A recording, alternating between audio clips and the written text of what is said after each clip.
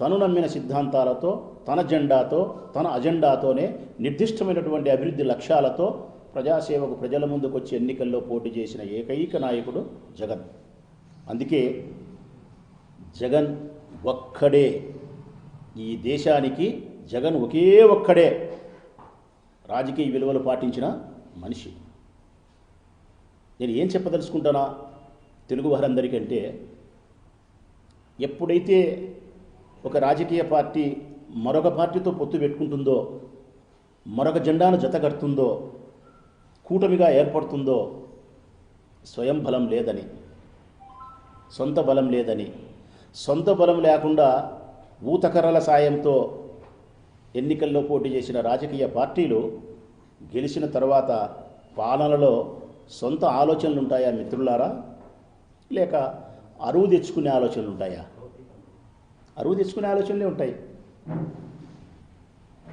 ఎంతసేపున్న మిత్రపక్షమైనటువంటి రాజకీయ పార్టీలను సంతృప్తిపరచడానికే 5 సంవత్సరాల పాలనలో సమయాన్ని ఖర్చు చేస్తుంది తప్ప రాష్ట్రాన్ని అభివృద్ధి చేయడానికి కానీ, పేదవారిని అభివృద్ధిలోకి తీసుకొచ్చేదానికి కానీ సొంత ఆలోచనలతో పరిపాలన చేయలేదు.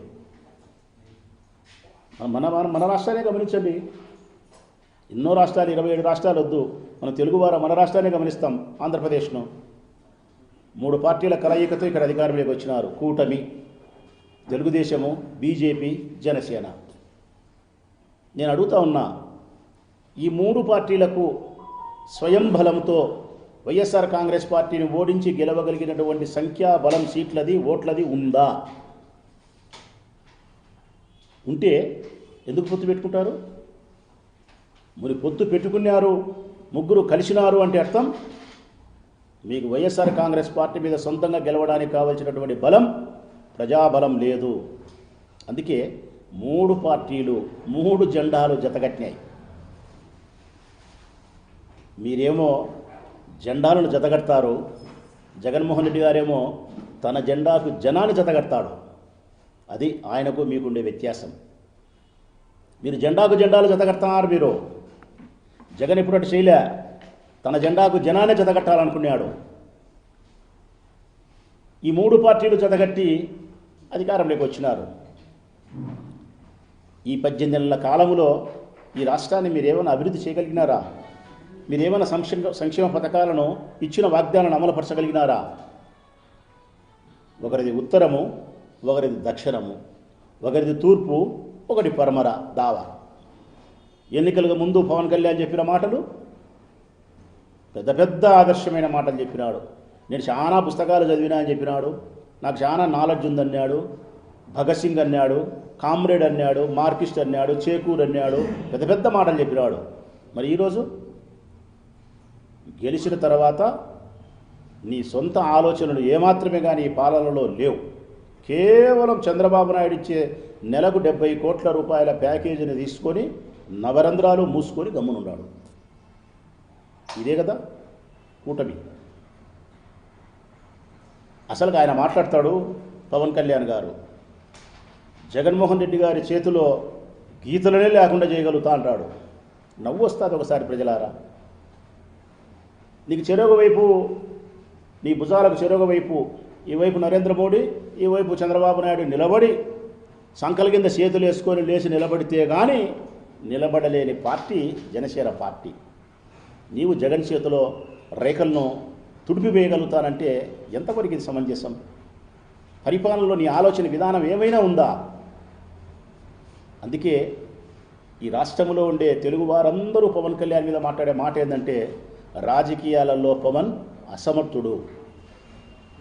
ఇక చంద్రబాబు నాయుడు, ఈ రాష్ట్రంలో కాదు చంద్రబాబు నాయుడు, ఈ దేశంలోనే చంద్రబాబు నాయుడు అంత అవకాశవాది, ఈ ప్రపంచంలోనే చంద్రబాబు నాయుడు అంత అవకాశవాది, రాజకీయ అవకాశవాది మరొకరు లేరు.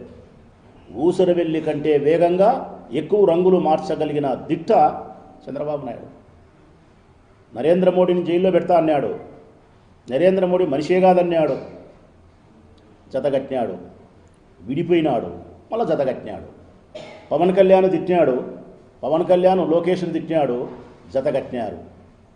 కాంగ్రెస్ను వ్యతిరేకంగా పుట్టిన పార్టీ తెలుగుదేశం పార్టీ అని చెప్పినారు.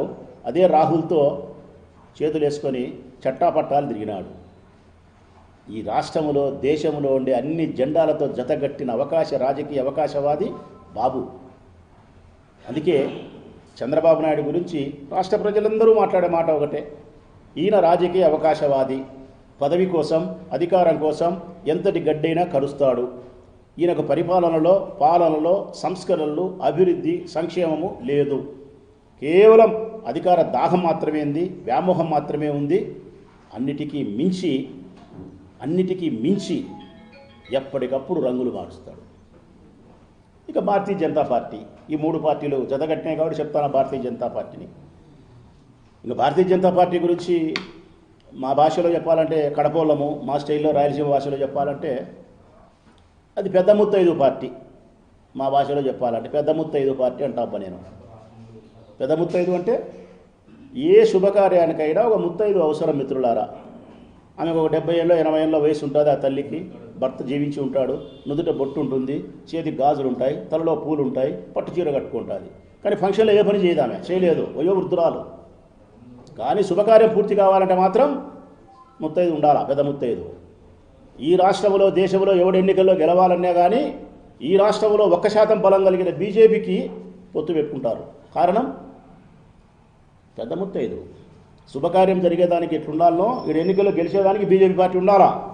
ఎందుకంటే కేంద్రంలో పలుకుబడింది కదా, ఎన్నికల కమిషన్ మీ మాట వింటుంది కదా. అందుకు పెద్ద ముత్తైదు బీజేపీ పార్టీ. 1%, 2%, 30% ఓట్ల బలం కలిగిన వీళ్ళు వైఎస్ఆర్ కాంగ్రెస్ పార్టీకి కలిగినటువంటి 40% ఓట్ల బలాన్ని చూసే జగన్ ఓడినాడురా, జగన్ సావలే అంటున్నారు. అంటే శ్వాస పీల్చుకునేంత వరకు, జగన్లో ఊపిరి ఆడినంత వరకు మన రాజకీయాలకు ప్రమాదమైన సత్యాన్ని వాళ్ళు గుర్తించినారు. పైకి మాత్రం మాట్లాడుతుంటారు మిత్రులారా, 11 సీట్లు, పులిందల ఎమ్మెల్యే అని. కానీ వారి ఆత్మతో వారు మాట్లాడుకుంటే మాట ఏం తెలుసునా, సీట్లు 11 కానీ ఓట్లు మాత్రం 40%. జగన్ ఎప్పటికైనా మనకు అవయానికి కాదు, రోమానికి తెలుసు మీకు జగన్ బలమేందో. అందుకే మీది ఇది కార్తాంది. మీకు 29 వస్తుందంటే మీ గుండెల్లో రైళ్లు పరిగెత్తనాయి. 29 వస్తుందంటే మీకు నిద్రపట్టని రాత్రులే. కారణం జగన్కు జనములో బలం ఉంది. మీలాగా జగన్ జెండాలకు వేరే జెండాలను జతపరచలే, జనాన్ని జతపరిచినాడు. మేనిఫెస్టోను బైబిల్, ఖురాన్, భగవద్గీతలాగా భావించినాడు. గెలుపు ఓటర్లను సమానంగా స్వీకరించగలిగినాడు. ప్రజాసేవే లక్ష్యంగా ముందుకు పోగలిగినాడు. అభివృద్ధి ప్రధానంగా రాజకీయాలు నడపగలిగినాడు. మీరట్లా కాదు. అందుకే ఈ రాష్ట్రంలో గెలిచినప్పటికీ కూడా మీకు ఆదరణ లేదు, జగన్ ఓడినప్పటికీ కూడా ఆదరణ ఉంది. అందువలన ఈ రాష్ట్రంలో తెలుగు భాష మాట్లాడే ప్రతి తెలుగు సోదరునికి మీ రాచమల్లు హృదయపూర్వకంగా నమస్కరించి విజ్ఞప్తి చేసేది ఏంటంటే, కూటముల ద్వారా, సంకీర్ణ ప్రభుత్వాల ద్వారా ప్రజాస్వామ్యంలో ప్రజలకు ఎప్పుడూ మేలు జరగదు.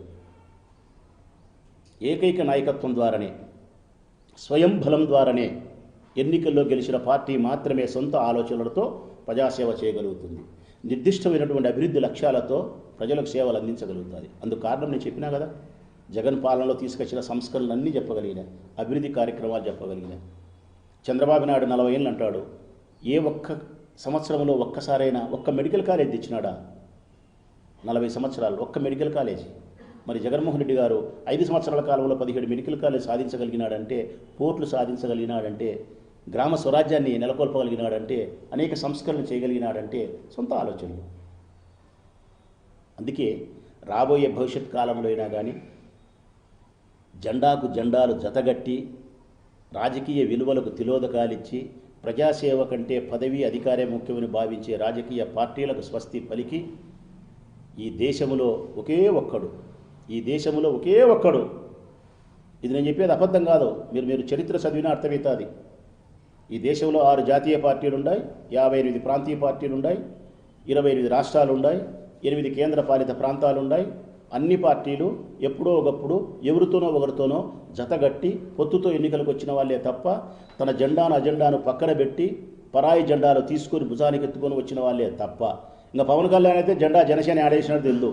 కుడిపక్క భుజం మీద కమలం ఉంది, ఎడపక్క భుజం మీద సైకిల్ ఉంది. జనసేన జెండా ఆడింది ఏడంది ఆడలేదు. కుడిపక్క భుజం మీద కమలం ఉంది, ఎడం పక్క భుజం మీద సైకిల్ పోతుంది, గ్లాసు లేదు. ఇట్లాంటి వాళ్ళు ఈ రాష్ట్రానికి మేలు చేయగలుగుతారా? ఇట్లాంటి వాళ్ళు పేద ప్రజలకు సంక్షేమ పథకాల వాగ్దానాలు నెరవేర్చగలుగుతారా? చెప్పిన ప్రకారం జగన్ సంక్షేమ పథకాలను వాగ్దానాలను అమలుపరచగలిగినాడు. అందుకే మిత్రులందరికీ తెలుగు భాష మాట్లాడే ప్రతి